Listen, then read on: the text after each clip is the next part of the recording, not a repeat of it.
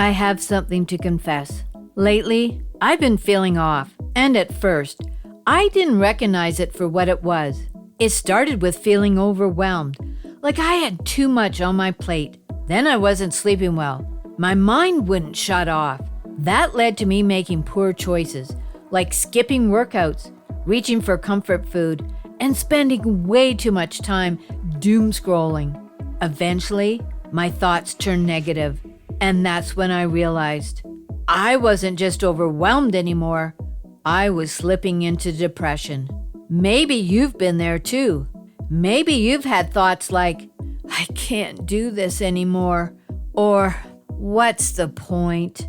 Maybe you've looked at yourself in a photo and thought, I look awful, or felt like giving up because the pressure of life as a single parent, a caregiver, or just someone who's trying their best got too heavy to carry. And now, as an adult, I see how easy it is to follow that same path unless we catch it early. That's why I'm sharing this episode with you today, not as an expert, but as someone who's learning to care for her mental health in real time. I want you to know you're not alone. And if you're starting to feel like you're drowning, I want to help you recognize the signs and give you some gentle ways to pull yourself back up. Welcome to the Lessons for Life with Grandma Kate podcast.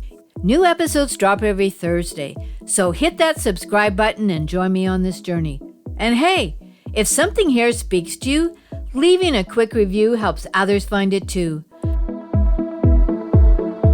Here are 5 signs that I've noticed in myself that maybe you'll recognize too. Chronic stress. For months, I've been juggling intense projects, home responsibilities, and deadlines. I've managed big changes and tried to keep everything running. That kind of constant stress wears you down. I find myself teary for no reason, craving a hug and needing someone to tell me everything would be okay. I used to make healthy food choices, but when the stress kicked in, I started craving muffins, candy, and grilled cheese. One day, after a difficult experience at the bank, I bought a bag of candy and ate half of it in a parking lot. I felt a wave of calm afterward, almost like a smoker's first puff or someone having their first sip of wine. It shocked me. That's when I realized I was emotionally eating. Without sleep, I was tired during the day. I'd stay up late one night, then crash at 7 p.m. the next. I stopped walking the dog twice a day.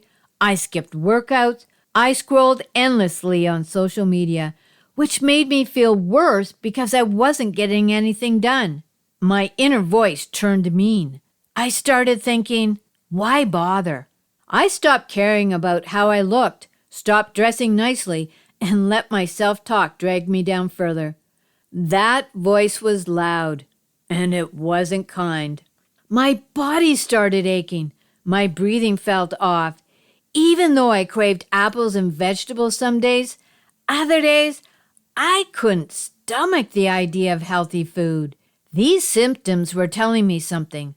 Recognizing those signs was the wake-up call I didn't know I needed. And once I saw them clearly, I knew it was time to start making some gentle changes. Here are 11 steps I'm taking to care for my mental health. They aren't quick fixes, just some gentle, real-life things that are helping me come back to myself, and maybe they'll help you too.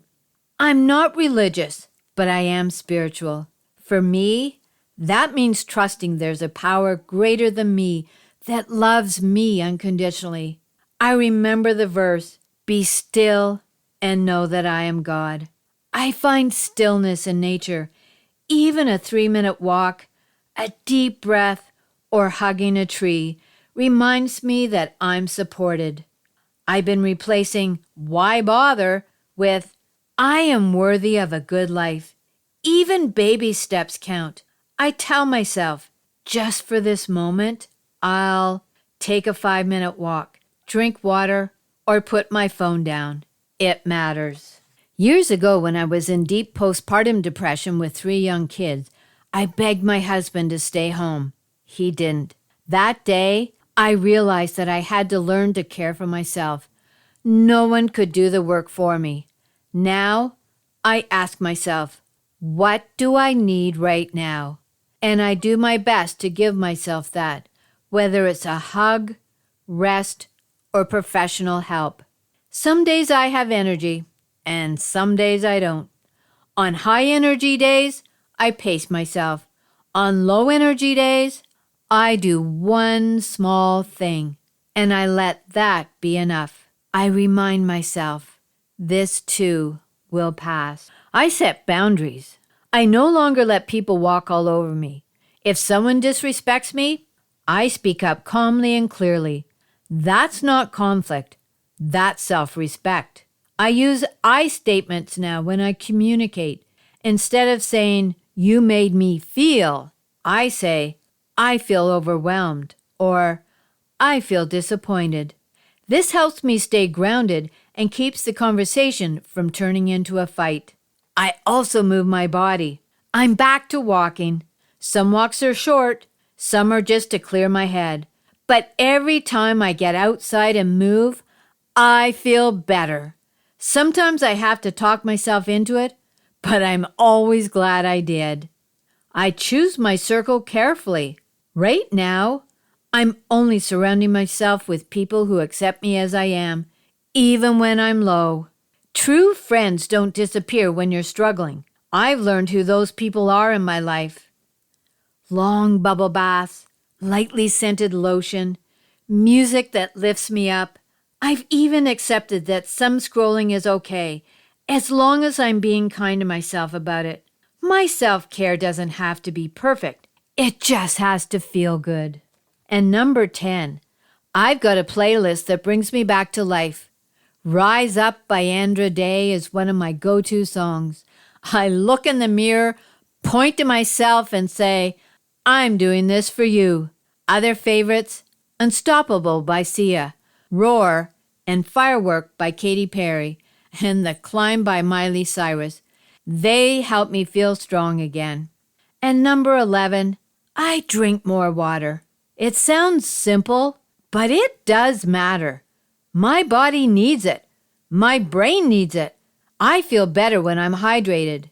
So remember, you don't have to do it all. You don't have to be perfect, and you don't have to push through life alone. Small steps matter. Tiny shifts add up. And the more we model healthy coping, emotional honesty, and self-care, the more we raise children who grow up knowing how to do the same. Wherever you are in your mental health journey, I hope this episode helps you feel seen, supported, and less alone. You're doing better than you think. If this episode has motivated you, hit follow for more life lessons from Lessons for Life with Grandma Kate. And if no one has told you lately, everything will be okay. Tomorrow is a new day, and with it comes new hope.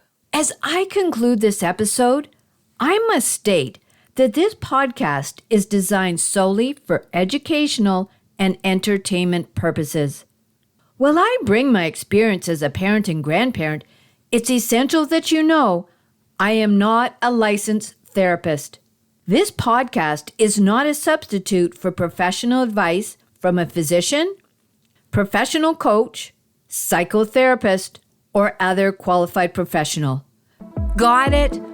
Awesome. Until next time, what is one thing you are grateful for?